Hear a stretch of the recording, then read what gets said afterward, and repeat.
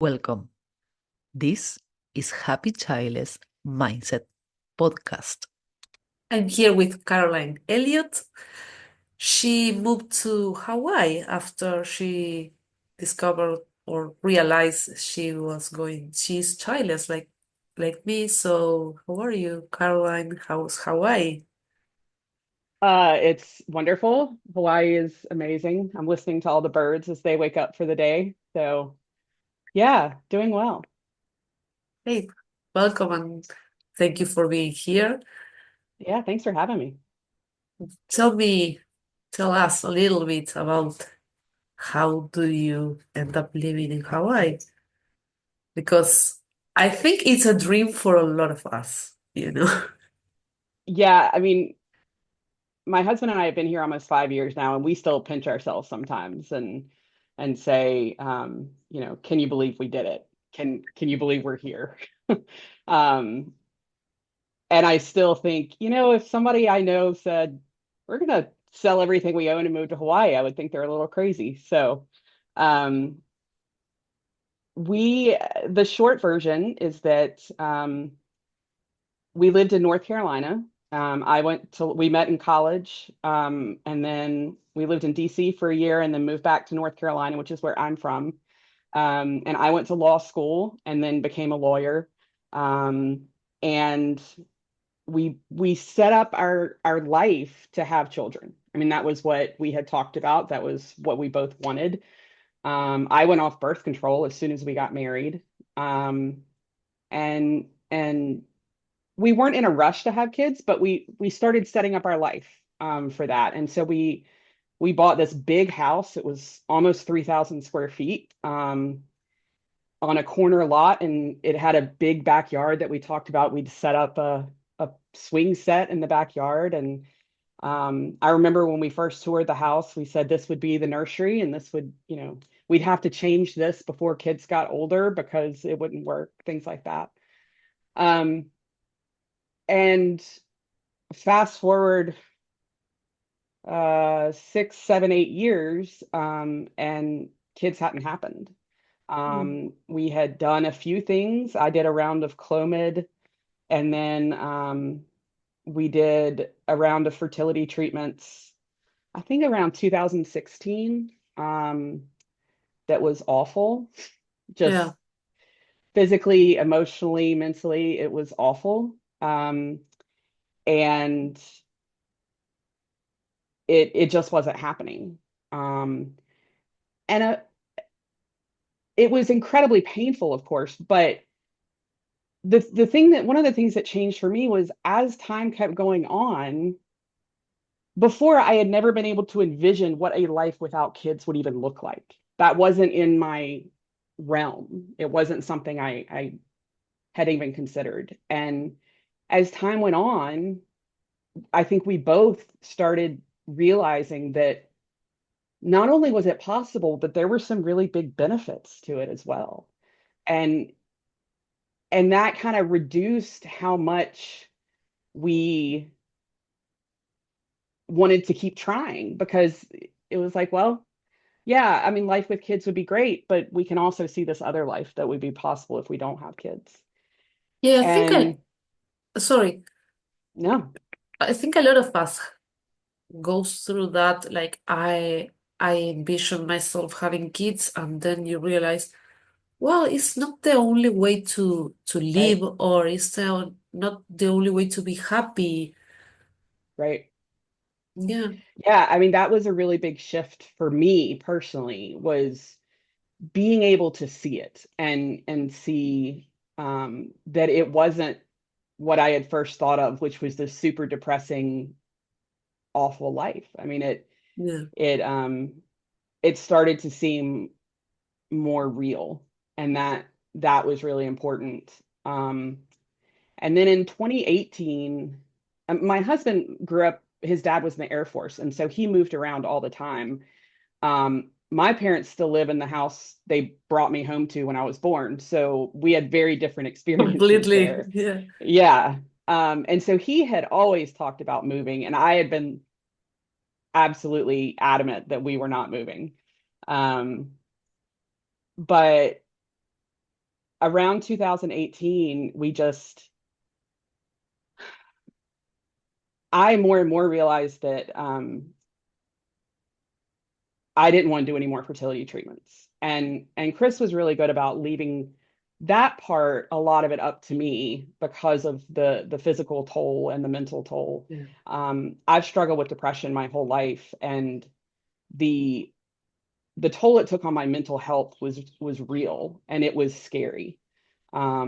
Yeah, And I struggle with anxiety, and kind of the same yeah, thing happened to me. Like I had to go off my medication, right. and as time goes by and the hormones like pick some hormones, another go down, and it was a mess. And I Yeah, there's no enough talk about that, I think. Like it's like you're going to have a baby, the goal is a baby. And yeah, but the price I'm paying, I don't know if I can do exactly. that. Yeah, It's a huge cost. yeah, And I think everyone has to evaluate for themselves whether it's worth it, but yeah. it is absolutely a cost, and it has to be a consideration.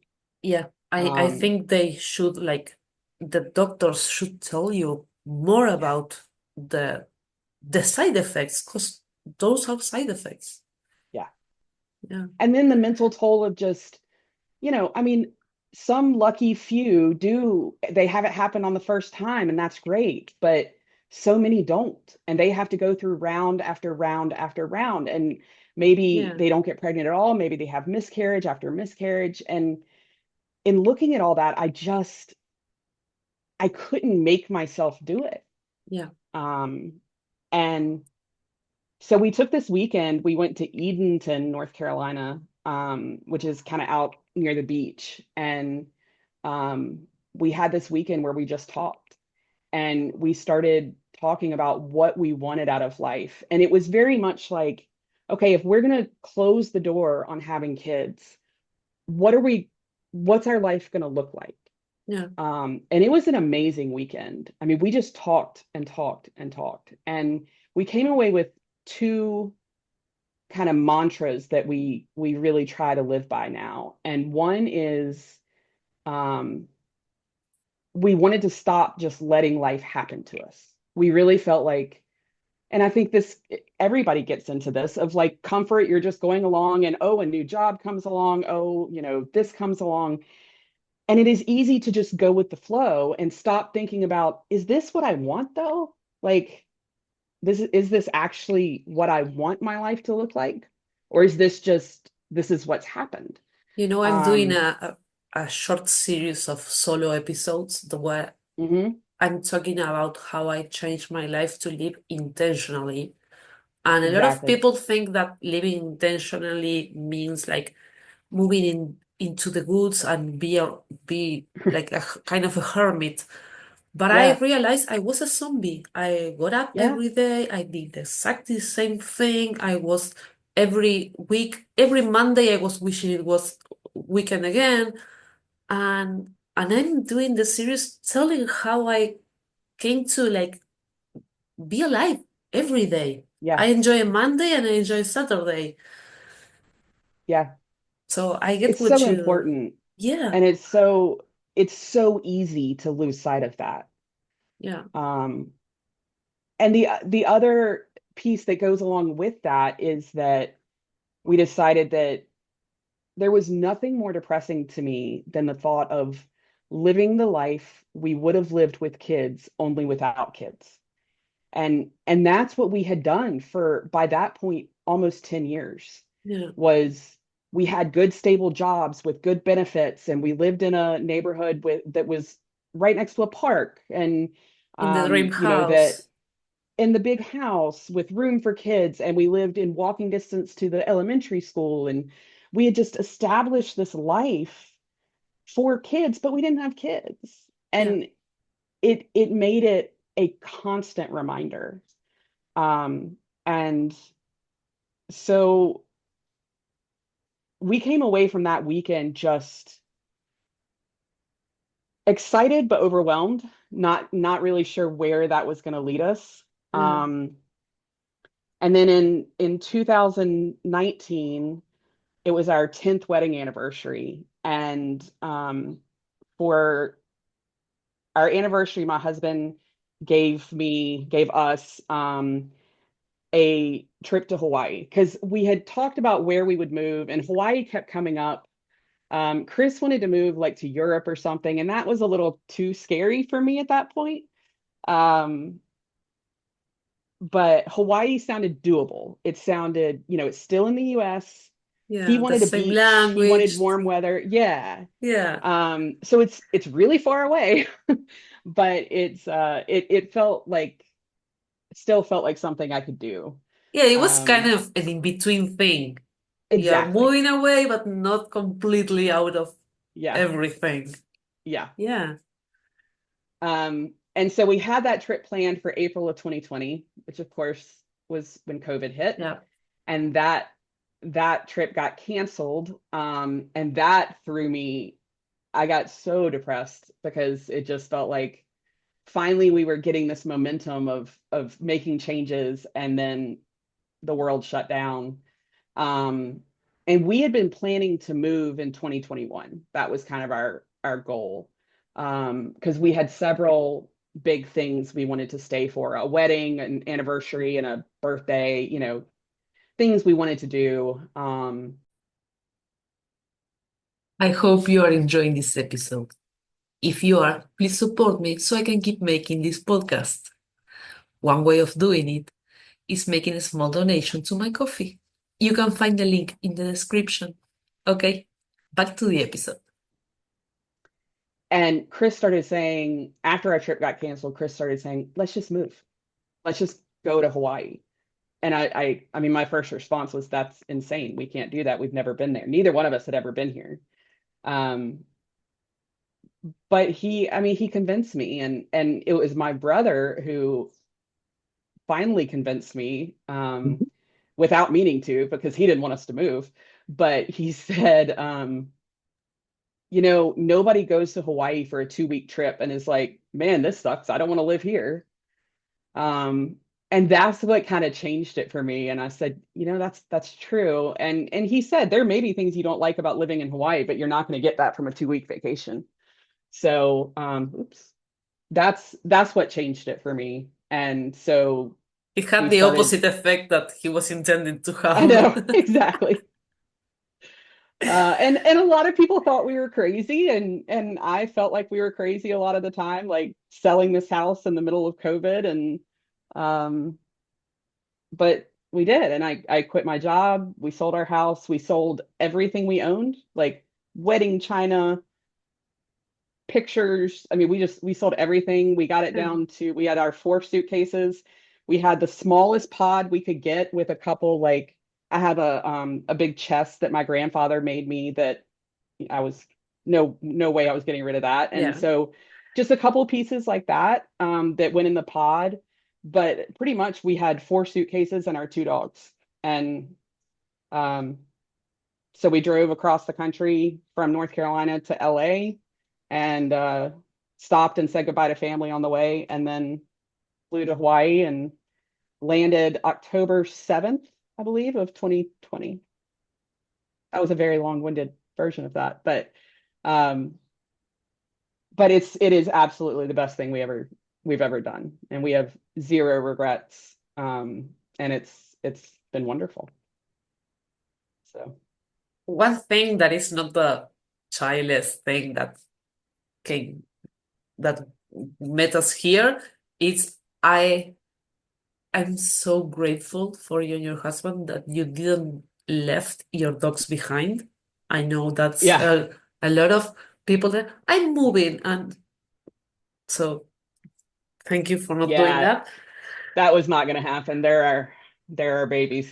Yeah, I feel the same. I always move with them, but Yep. so that's one. And the other is when we did the pre-recording meeting, you you and we felt like we clicked because we are both Hmm. happy, and I didn't move to any other city, but we found that intentionality that we were both talking earlier about what do we want with this life that we do have? Right. Because it's so easy to get stuck in, I wanted this and it didn't happen, so I'm going to be, and we both face mental issue struggles. So no one can tell us like, oh, you don't know how I'm feeling, or you are not like down enough, or something like Right. that. Right. Because I've heard that argument, like, oh, you did it because it's easy for you. Yeah. Yeah. I mean, nothing about this journey has been easy. And um it has been a fight every step of the way. And something I started saying was, you have to fight for the life you want. And it is a fight. And going through fertility treatments was incredibly hard and really an awful experience for me.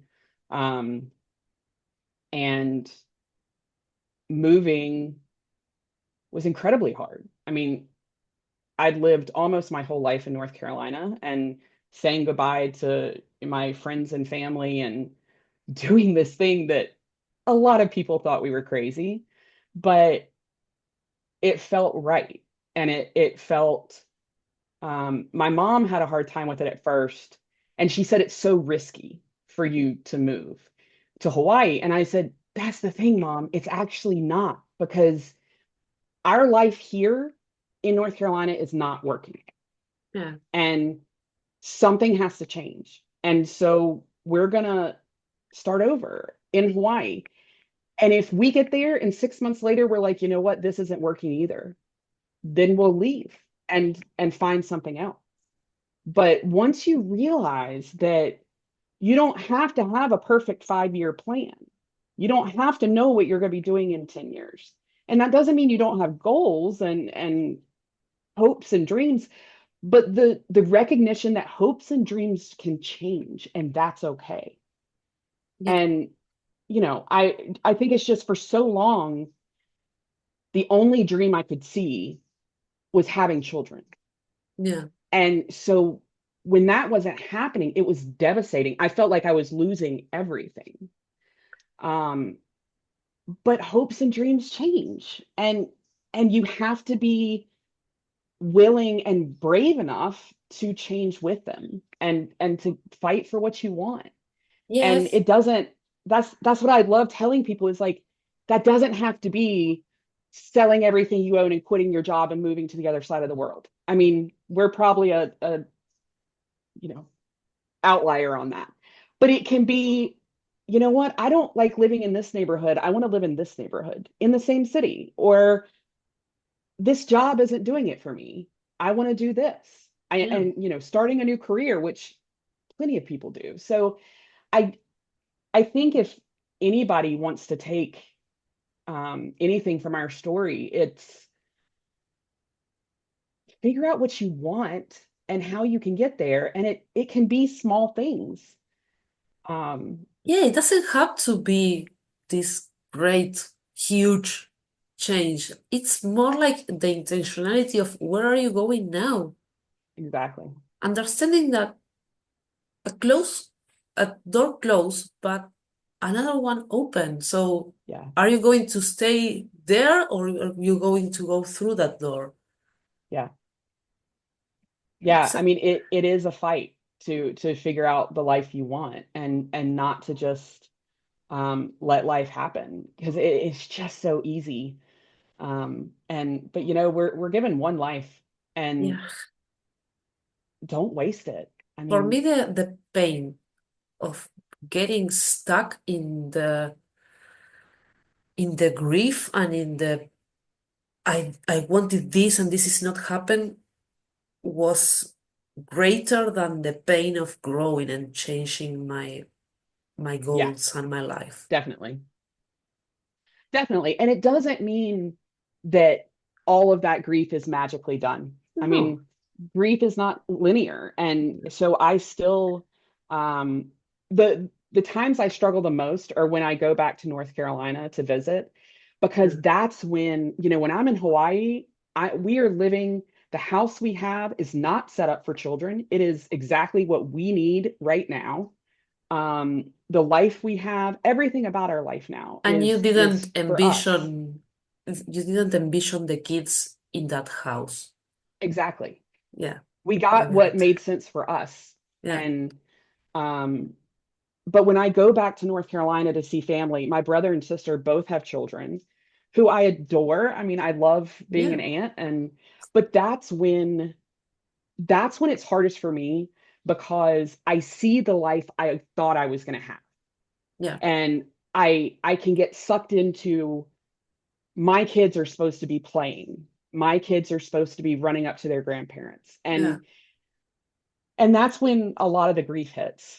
And I'm working on that in therapy and, and just talking about it. And my family knows now that that is really hard for me.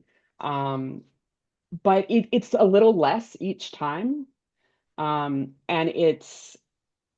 I'm trying to be willing to recognize that it's just grief. And if we magically had a child today, I would grieve for the life we would be giving up because yeah, it's a trade-off either way. And so I'm sure we would manage to have a great life if we did somehow have a child, which is not going to happen. Um, but I also, and Chris and I have talked about how we're very aware that we would have to go through a grieving process of our life now because we fought so hard for it and we enjoy it so much. yeah. Um, so in a lot of ways, we got to a point where it would be grief either way. And that's kind of comforting in a weird way, because Yeah, it is. it's like Yeah, I like my life enough now that I would grieve it if I lost it. yeah. Um, and I and feel that's good to this. know. Yeah, I feel the same about my life, and it's yeah, it's weird, but at the Hmm. same time, it's comforting to realize I love my life now. Yeah, it has hard times. It's not perfect, but I am my own protagonist. I don't know how to say it, Hmm. but I it's not Yes. so. But I think everyone can get to the point where you and I are. The thing is, most people get stuck in I can't do that or it's too hard. And as I said, for me, the scariest part was to live in the perpetual grief and be 90 years old and still have that grief and also realize I didn't do anything else with my life. Yeah. That made me Yeah. like, Living in that grief and to me, um, that our house in North Carolina was like, um, that is still the most, to me, that was a physical representation yeah, of our grief. Um, and I have not been able to visit the house since we left. I don't even look at pictures of it because it's still painful. yeah, But it's painful because of how long we lived there. Um, and it was just an anchor holding us back because it wasn't the house we needed. It didn't fit our life. It fit the life we thought we wanted. Um, and but you have to be willing to let things go. But because otherwise you do get stuck. And I 100% agree that the hardest thing was not changing our life. It was living in that grief day to day. yeah, And it was such a relief um, to get out of that because it felt like I was stuck.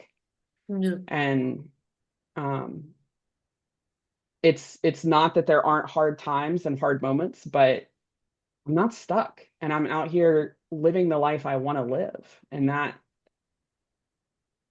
um I love the point of your podcast so much that there is so much grief and sadness around infertility and for good reason. I mean, there is a lot of grief there.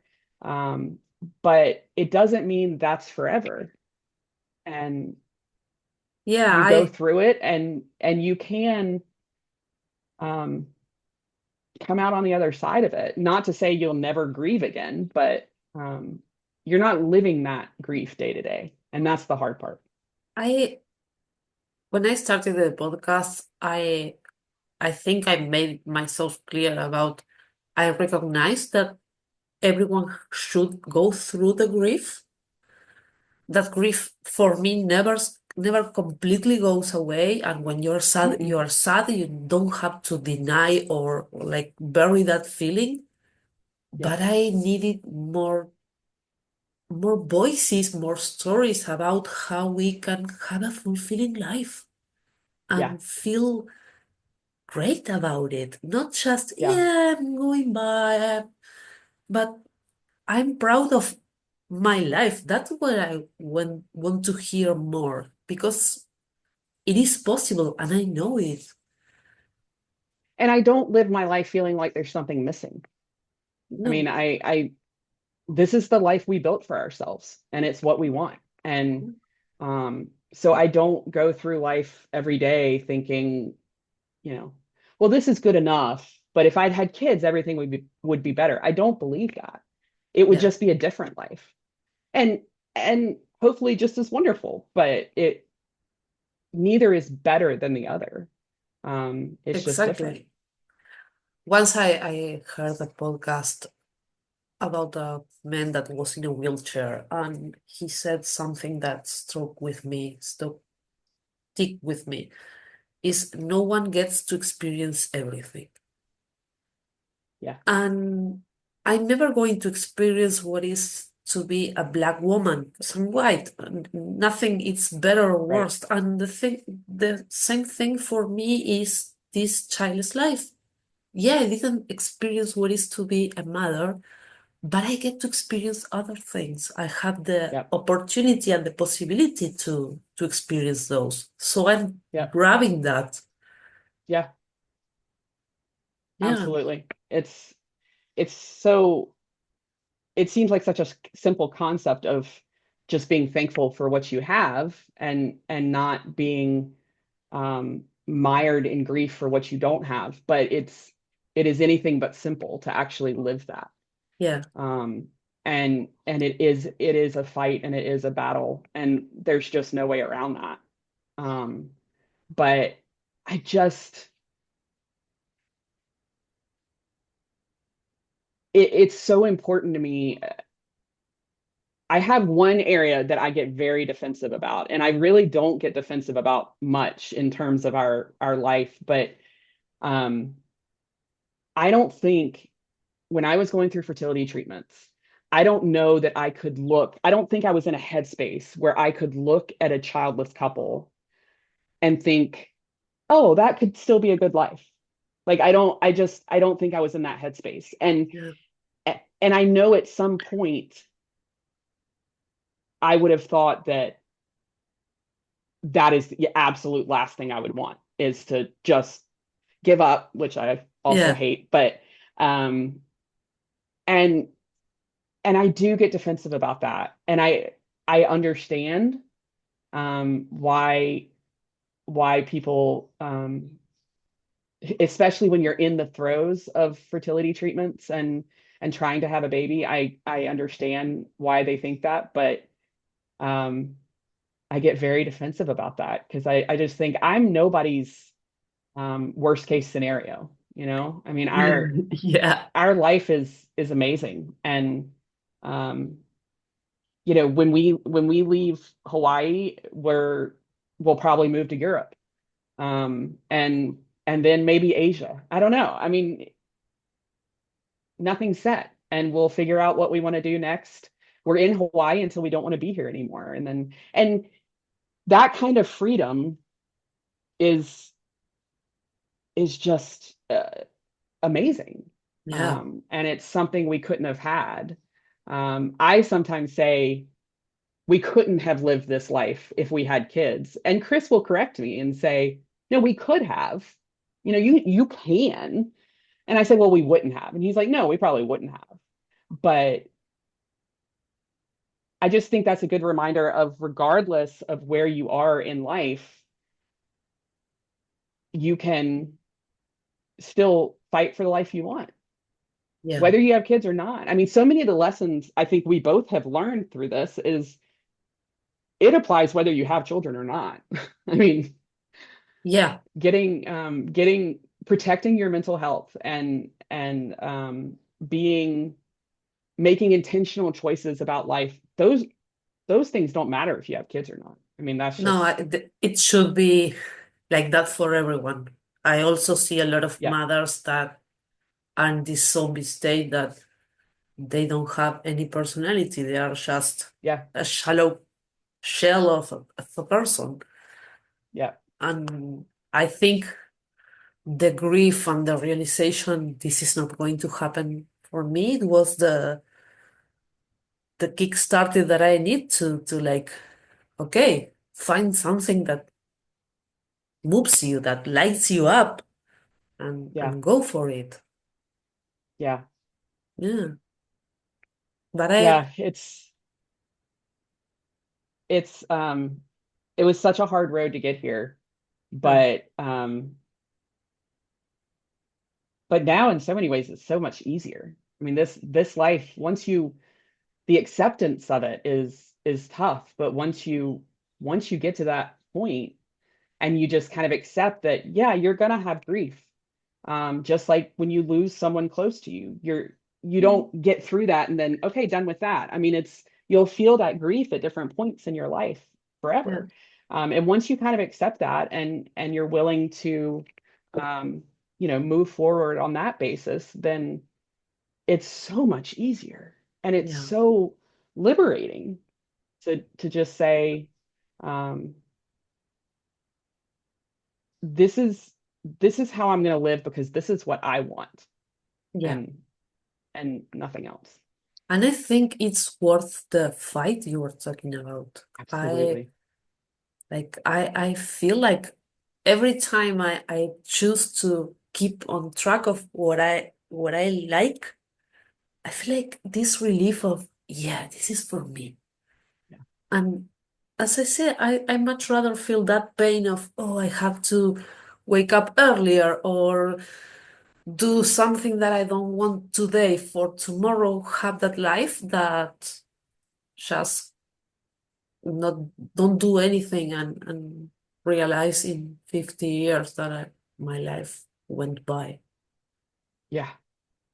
Yeah. It, it's it's so easy to get caught up in the day to day and not be grateful for everything we've been through to Yeah. um so something we do here is and we'll do it tonight, is every Friday night we go to the beach and we take our dog. We brought two dogs here. One dog passed away about a year after we got here, but we take our other dog down to the beach that's 10 minutes away and throw the ball for him, and he swims in the ocean, and we just sit on the beach. And we live on Oahu, and we can see, like, where we live on the west side, for anyone who's familiar with Oahu, but we can see Pearl Harbor, and then we can see down to like Honolulu and Waikiki and Diamond Head, and we just sit there, and it's so good for us because no matter what our week has been like, it is,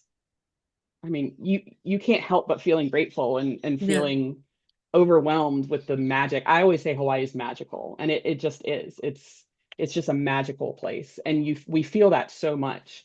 And it's like that is our time of reminding ourselves, like, all the fight we did to get here, and remembering that it was all worth it. It was worth every And, single moment. and at the same time, you keep looking to keep feeding that gratefulness Yeah, because you both could could say like, oh, every Friday, oh, I just want to sleep or something like that. That I see often.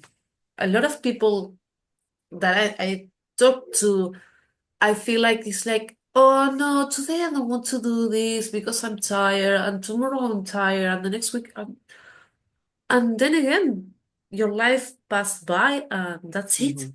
That's for me is the scary part. And so every day you have to kind of choose that. Okay, today's Friday, we go to the beach. Tomorrow is Saturday, we cook. I don't know, I'm making it Yeah. up. But Yeah. so it's also like the hardest part is the choosing, but it's the process of maintaining that choice that is also important. Absolutely. And we laugh at ourselves sometimes because it'll be Friday at around 4:30 or 5 and we'll say, "We going to the beach?" And we're like, "I'm tired. It's been a long week." And but we do laugh at ourselves because it's like all we have to do is, grab our dog's bag and the dog and get in the car. But um it's still, I mean, there are weeks that it's like, "Oh my gosh, that seems like so much effort." Yeah, But I mean, it makes it easier because our dog loves it so much. And but it also, we always say we have never regretted it. We've never gotten to the beach and been like, wow, I really wish we had stayed at home. I mean, it's yeah, so, so it's not, I mean, that's the other thing I think people should know about, living even a happy childless life. It's still life. There's yeah, still, it's not like every day is rainbows and sunshine. Um, and, there are still, work is hard and, I still struggle with my mental health and, um, challenges, whatever, I mean, just the day-to-day life challenges are still there. yeah, But, absolutely. but I think that's going to be there regardless. I Yeah, mean, whether you have kids or not, um, you're going to have times of that are just harder than others. Um, and so it's building a life that makes it worth it.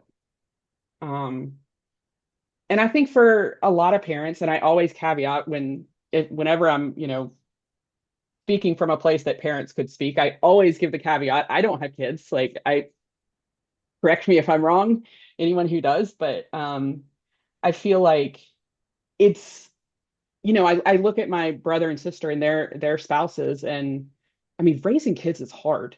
It is. yeah, I mean, my sister has two little kids, and she and her husband are in the thick of it. And day to day, I mean, I'm constantly amazed by what they're able to do. And my brother and his wife have three kids, and they're getting older, but still, it's just it can feel like, I mean, I go there sometimes and I'm like, oh my gosh, this is chaos. Um, and but I think it can be, they look at those kids and the love they have for their kids. I think most parents would be like, yeah, it's worth it. Of course it's worth it. yeah, And so when you don't have kids, I think you have to find that what makes it worth it. yeah, Because you don't have, well, yes, raising this tiny human is incredibly hard and challenging, but I also love this tiny human, and that makes it worth it. And when you don't have that, you have to find what makes it worth it for you. And that can be hard. And that's why I think, again, that just fighting through the life you want and making sure that you are getting everything out of life you want, and that puts you in a position to be like, yeah, this is worth it. yeah, um I mean, the 6 months before we moved were the most stressful period of my life. I mean, I had never experienced anything like that. We had to do a ton of work on our house to get it ready for sale, and then um I mean, I was terrified. I was stressed out. Chris had to go live with my parents, and I lived with my best friend while the house was on the market. He had to take the dogs and go to my parents. And I mean, so we weren't even together. We were in separate cities. And I mean, I remember I had my sister and my parents over, and we were going on a family trip to the beach, but our house was going on the market as we left. And so we had all these people helping, and it was pure chaos. And I got a call. We had ordered new windows for one of the rooms in the house, and I had said over and over, they have to be installed by this date. And they promised me and promised me. And then that day, the day we were leaving, they called and said, we can't get them installed by that date. And I fell apart. I mean, I just started hysterically sobbing. And I remember looking at Chris and just saying, what are we going to do? And we are a very good match, because he just looked at me and said, honey, I don't think this is about the windows. Like, I think you're stressed out. And he was exactly right. Like, it was just overwhelming, everything we were trying to do. And That that happens was to just me kind of, too. yeah, That kind of that was the happens last to me too. straw. Like I dropped this mag, and I can like, oh my God, everything is so terrible. And it's like, no, Exactly. you're being stressed out the last 3 months, and the mag was the ice of the cake, the icing of the Yep. cake. That was it. So That was yeah, the last straw. absolutely. So but I do, and I still look back on that time and think how hard it was. But God, it was worth every moment. I mean, every moment was was just 100% worth it. And I look at the picture. We have a couple pictures from the day we arrived in Hawaii, and I look at those pictures, and I'm happy, like I'm smiling, but I can just see, I can tell on my face that I'm like, what the hell did I just do? Like, what have we done? And Yeah. I just want to go back to I that. can identify with that completely. I have those Yeah, moments in my life, and looking back, it's like everything was okay and it yeah. turned out great, but at that moment, it was like, I what? didn't know it then. Yeah, And I just want to grab that person in that picture from 5 years, me from 5 years ago, and be like, it's gonna be okay. This is yeah, the best thing you've ever done. Calm yeah, down. Like, there's gonna be a lot more twists and turns, but it's it turns out it's everything we never knew we needed. So I joke that, because I ended up opening my own law firm. Um, and there are moments where I'm just like, if you had told me 10 years ago that I would have my own law firm in Honolulu, I would have told you you were absolutely insane. So well, the that's the same biggest thing. thing I've learned, is like, never say never. You The never know what's same thing coming. is happening to me with this podcast. If 10 years Exactly. ago you told me I was going to have a podcast in another language that is not my own, and talking to a lot of people across the globe about their childlessness, I would have told you you're batshit crazy. Sorry, Yeah. my French, but I'm here and I'm like, I'm making this. It's great. And I think when life turns like that, it gives you an opening, it gives you an opening to do things, because it's almost like, well, this isn't the life I thought I would have anyway, because I thought I'd have kids. So let's just let's roll with this. Yeah, Like, absolutely. what else can I do that I never thought I'd do? And just being open to things. And I do say, I mean, never say never. Yeah. You have no idea what's in store. And it makes me, I used to feel so much anxiety when Chris would want to talk about moving, because I was like, well, I don't know what that would look like. And I would just get super anxious about it. And for me, it's now, like, when we talk about, um, you know, where we're going to be in 5 years, I'm like, I don't know, maybe Italy, maybe on a boat, maybe Spain, France, I don't know. And I mean, that just makes me happy now. Yeah. Because it's like that, it sounds amazing. And I don't know where we'll end up, but it'll be what we want, because that's what we do now. So it just being open, and again, this isn't exclusive to childless people. I mean, just anybody being open to possibilities that you never thought you would take. Yeah. I I think is think so important. I think having kids might be more difficult. That's why, Definitely. but yeah, it is possible for everyone to. I always talk about curiosity, and it's like, what this could lead me to? Oh, maybe I like dip a toe and see, and then you're rolling Hmm. with it, and it's like, yeah, that's great. Yeah. Yeah, Yeah, I definitely think it's easier when you don't have kids. And um, I mean, all the way around. We don't have to consider schools and neighborhoods and uprooting a just kid and moving. right, right, all of those things. But that's why I always say that, it doesn't have to be some big, I'm going to move to the other side of the world. Yeah. It can be small things. It can, you know, Join a book club or join another yeah, gym or yeah, for moms, just making sure you take time out for you. yeah, I mean, I'm always telling my sister and I are very close, and she has two young kids, and I'm always saying, like, okay, but what have you done for you today? yeah, Or she'll say, I haven't gotten any work done. I'm like, that's because you're raising two humans. I mean, that's so much work.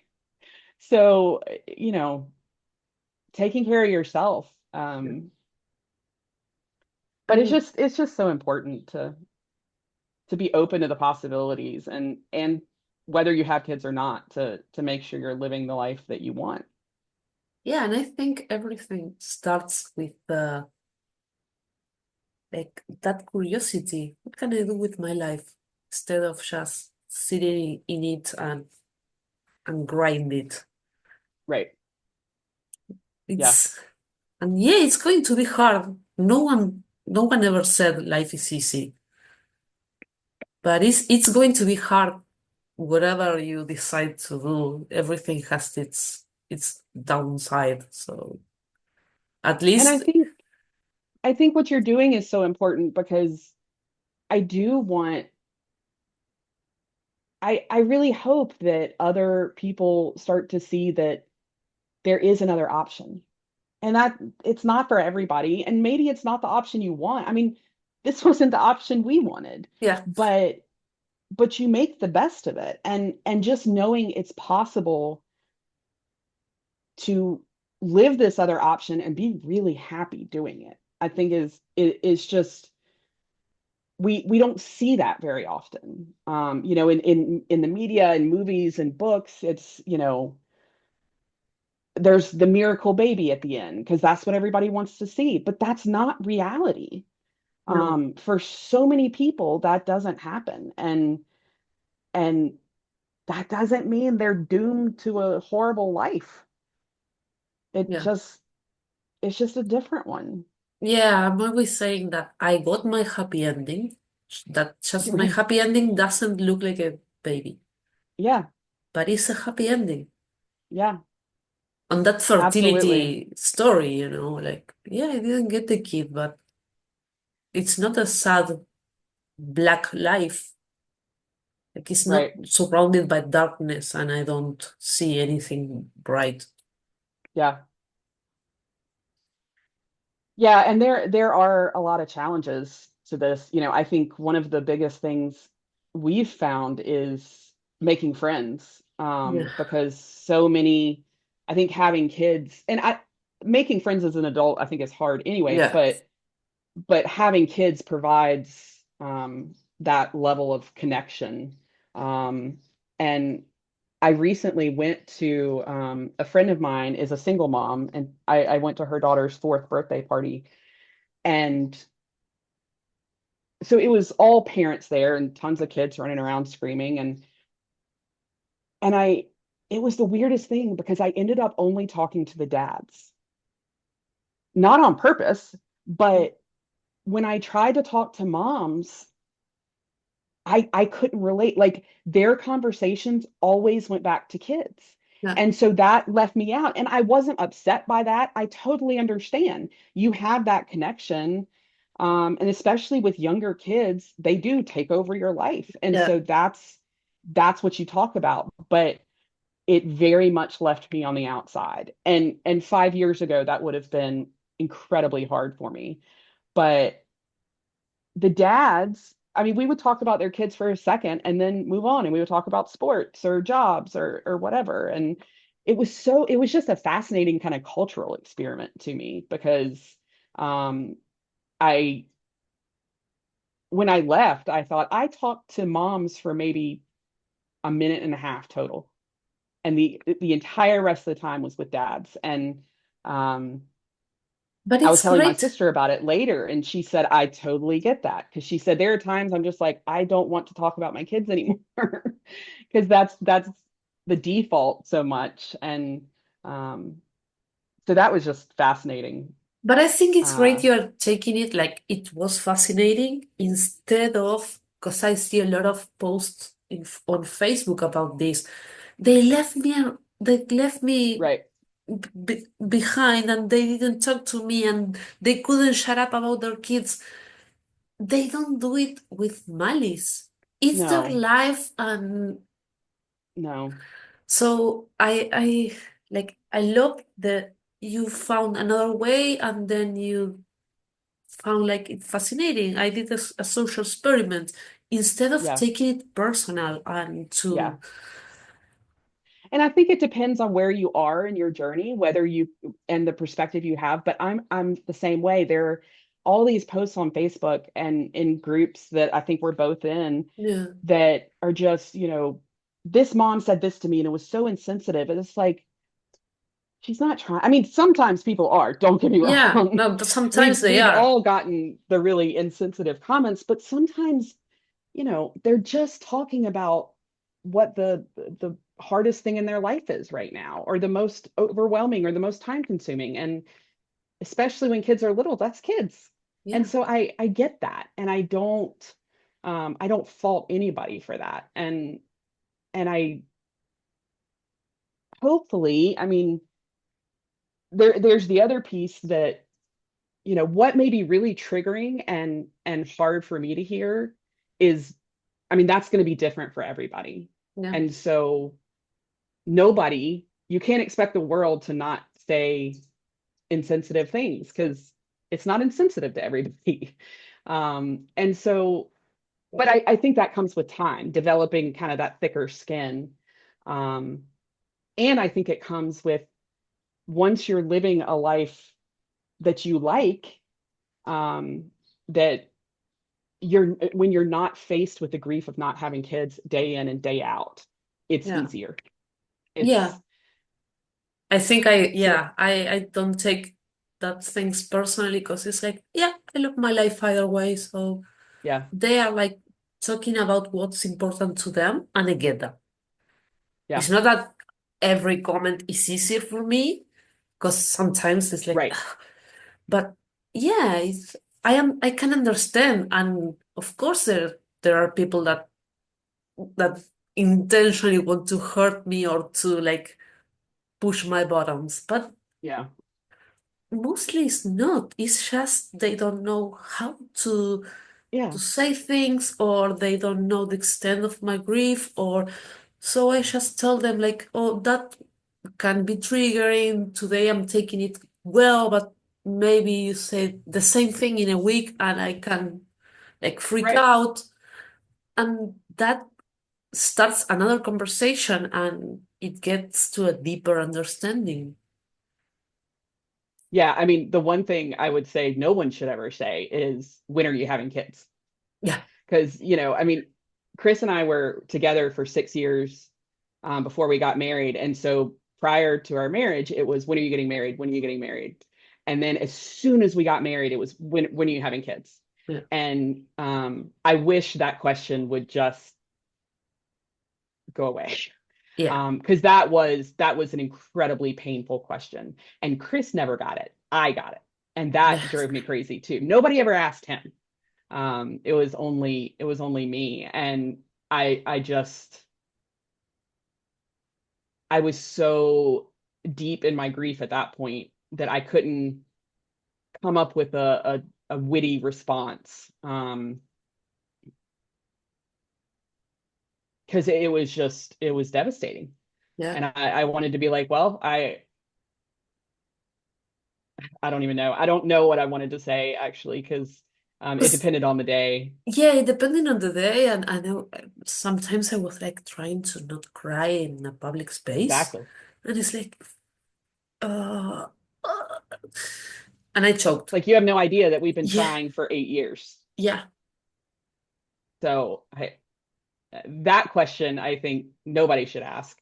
But the if when I take one of my nieces or nephews to the park or something and people assume I'm his mom, I'm not gonna, of course they assume I'm his mom. I Yeah. mean, it's gonna happen, and you just and again, it gets easier when you're not in the grief every day, but you have to develop thicker skin on that stuff, because that is no one trying to be insensitive or rude or anything else. No. That's just, they're trying to make conversation. And yeah, a lot of moms just talk about their kids because that's their life and that's what they're going through. Yeah. So I don't fault them for that. And you know, it'll change as their kids get older, but it's just, that's just that's life, and it's gonna happen. And um I think it's, when you're in the grief day to day, it's very easy to fall into feeling like a victim, Yeah. and feeling like, because it's so devastating and it's so all consuming, especially if you're doing fertility treatments or pursuing adoption or anything like that. I mean, it can just be, Kind of a tunnel vision situation. yeah, Yeah. yeah. And that was, honestly, we didn't do nearly as many fertility treatments um, as others have, because I was terrified of becoming that person. I was Yeah. terrified of being so consumed, and I didn't know what that would do for my mental health. I Yeah. didn't know, I did not want to be that person who couldn't talk about anything but my fertility treatments, and who was, taking my temperature and tracking everything. And I went the opposite way. And so and just buried my head in the sand. And so when we went to the fertility clinic and met with, it was our first, we went to two different clinics. So this was the first one, and we met with the doctor, and he started talking about the process, and it was clear he assumed we knew everything, because he was talking in these terms about things, and I was just like, okay, uh-huh, uh-huh. And I was too embarrassed to be like, I have no idea what you're talking about. And to this day, I had procedures done. I have no idea what they were for, Yeah. because I was so worried about getting so caught up in it, and not being able to get out, that I it's honestly, I know it was a coping mechanism now, but uh I'm still having to work on like forgiving myself for that, because it I I kind of bite the doctor's head off. Like I did 2.5 IUI rounds. mhm, And in between the third and the second round of hormones, he told me like, you're getting the kid. I just impregnated my wife with our 5 kids. And I told him, do you want me to congratulate you? You're yeah, rubbing in my face that you are having kids and I don't. But I was, and he told me, oh, you're so aggressive. You are my fertility doctor. You can right, not say things like that to a woman that is full of hormones no, that can conceive on her own. Like, so I get you, because after that I didn't ask anything else, because yeah, I didn't know what insensitive thing he can tell me. yeah, yeah. Um I just didn't, I intentionally put blinders on and just said, I'm not going to get consumed by this. So I tried to treat it just as, this is like a hobby I'm doing on the side, which Mm. is ridiculous, because But it's ridiculous. I don't think But there is a good mindset to go through a fertility treatment, because Yeah. probing, it's injecting your things, it's taking Yeah. medication, it's spreading your legs in a lot of places that are cold and sterile and to people that you don't know. And Yeah. And yeah, I would have these procedures for tests, and I didn't know what they were doing, but they hurt like hell. I mean, I yeah, would be afterwards, I would be in so much pain and bleeding and, still not know why I had them. yeah, I mean, the doctor was like, okay, we're gonna do this. And I just said, okay. yeah, I, so I mean, that was, and then when we, when they were checking to see, God, I can't even remember the terms now. When I was injecting myself with the shots and they were checking to see, I guess, how many eggs or how my eggs were growing and everything. And um, so I was going to get ultrasounds every other day for like 10 or 12 days because I wasn't responding as they wanted me to the medication. And because of where it was, and we only had one car at the time, Chris didn't come with me to those appointments because it was right next to my work. yeah, So it didn't make sense. But it meant that I would go in and do that by myself and then be told over and over, you're not responding to the medication, the follicles aren't growing. And I would go back to my car and just sob. yeah. And then I would just say, okay, I got that out. Now I push all that down and I go to work and I don't think about it. And I mean, that was a horrible way to deal with it. Um, and it took, I mean, the fertility treatments took an enormous toll on our marriage. Um, and it almost cost us our marriage. I mean, because we just didn't communicate. And that was me. I mean, I would not talk about it. I ended up separating Yeah, in while I was doing this third IUI. I was a yeah, monster. I didn't talk about it, but he wouldn't listen also. Everything yeah, was my fault. So, and I'm not grateful that I didn't have a kid with him, but at the same time it is like, oh, that would be horrible yeah, for me and for the kid. yeah. So yeah, Yeah, it was a horrible time, and I've never felt more isolated and more alone than I did during that time period. yeah, I shut myself off. Nobody knew we were going through the treatments, and then I wouldn't talk to Chris about it either. And so I was alone, yeah, and um, I looked at it as this is the only way I can protect myself. But it meant, I shoved it all down, and it meant years later it started to come back up and I had to deal with it then. So, I mean, you're going to deal with it at some point. Um, absolutely. Yeah, I but know what you that's mean. why whenever I see Facebook posts about, my marriage is in a bad place, I'm just like, get counseling, Yeah, absolutely get into counseling. If this is the marriage you want to save, yeah, um, get into counseling because I don't think you can deal with fertility treatments without marital counseling. I don't think it's possible. It's so much pressure, it's so much stress, it's so much grief, it's so much hope, all of the emotions, you yeah. just Or can't it can deal also with it. mean you are in a crappy relationship, like what happened to me, and a Right. lot of things start to come up because of the difficult time, and you see who you're really living with, and it can be like, Yeah. oh hell, I'm out of here. Yeah. So yeah, Yeah.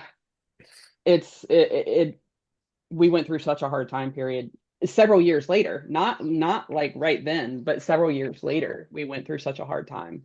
And luckily we got through it, but we didn't know that we would. Um, I mean, it was bad for a while. But yeah, I don't think you can go through, it's such a traumatic yeah, event.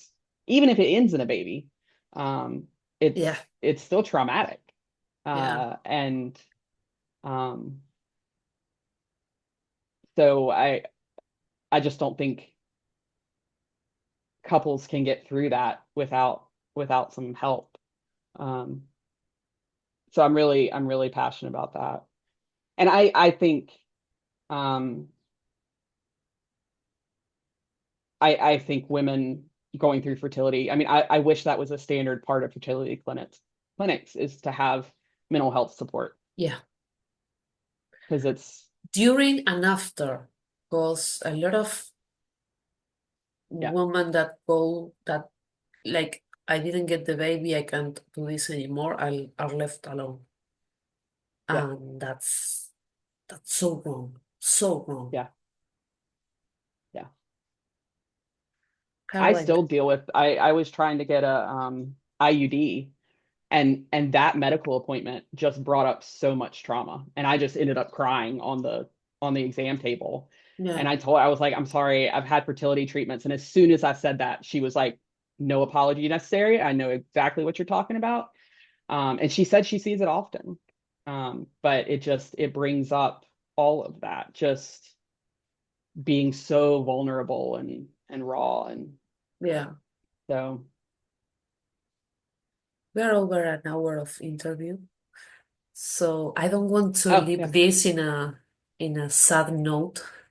yeah, So I know we both go through a lot, but we both have lives that we love.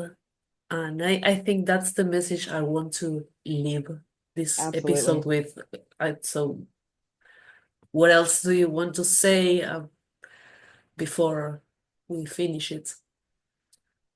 Yeah, I mean, I think going become the process of becoming childless can be so hard. And if you have to go through that, make sure it's worth it. I mean, go out and live this life that you never thought you'd be able to, you never thought you'd have the chance to, regardless of what that means. Take the riskier job. You know, take a do something, take the trips that you never thought you'd be able to, whatever it is, because there are so many benefits to this life. And regardless of the reasons you become childless, um, you can it creates new opportunities. And that's what I wish people knew. You know, nobody needs to pity me. Yeah. I'm living a great life. And I'm not gonna lie, it's fantastic when parents say to me, or when I can see it in their faces of like, I mean, I love my kids and all, but what y'all are doing, that's awesome, you know? And I love that. And it's possible. And that's what I just think we don't see enough of. Yeah. We just see the depressing side of the fertility treatments and everything else, and we don't see after. You don't see the transformation. I mean, if you're talking about before and after photos, like you don't see the after that part of it. And it can be so amazing. And there's no Because failure. Like you said, if you're exactly. happy in Hawaii, but if it didn't work out, you would move back to North Carolina or pick another place. It's not like Yeah, you have to stick to the new goal. It's like, yeah, right. well, I'm here today. Tomorrow, I don't know. Yeah. Just being open to possibilities and wherever that may lead. And no, you don't have to move to the other side of the world. Just being open to the small things in your life that make life wonderful. Yeah. And life is wonderful. And it's if you're able to do things because you don't have kids. And if you had kids, you'd be able to do other things. But it's just like you said, I mean, nobody gets to do it all. And so Yeah. recognizing that this is, while there are painful parts, it also brings benefits. Yeah. More than just what everybody thinks, which is, you know, that we all get to stay up late and sleep in the morning, because that's all you ever hear about childless people. But um, But for me, there's those are great ones. Like I love sleeping. So sleeping until a little later is a like, little later. yeah. Yeah. Yeah, I mean, I'm not gonna. Yeah, I mean, I enjoy sleeping in and not being woken up at the crack of dawn. Um, we went on a family trip recently, and it was all together with my brother and sister and their kids and my parents. And we shared a condo with my brother and his wife and their three kids. And I would hear them like getting up really early and be like, okay, I'll see you when I get up. I'm going back to sleep. I mean, so there are, of course, that's a benefit, but it's not, Yeah, there's more to it than just that. And absolutely. um, and just being open to those possibilities because you don't have to stay stuck in the grief. And um, I think some people's journeys, and it breaks my heart when I see posts of women in their like 50s who are still stuck in that day-to-day grief. Yeah, And it's just like at some point you gotta let that go. yeah. You gotta, because that's not a way to live. I couldn't agree more. I see posts about women in their 50s, 60s, 70s. Yeah, They say, please, you're still alive, so it's not too late it's not too to late. get unstuck. Because, yeah, we have to go through the grief. Yeah, it comes up now and then, but it's Yep. not the only way to live. No, no. And that's not a way to live. I mean, No, you have to go through some of it, but then get out of that and fight, push through it. And there's such a bright light at the end of that tunnel. Um, and I wish more people knew that. I wish it was portrayed more. yeah, yeah. Well, I'm trying to like get some of it Yeah, out there. yeah.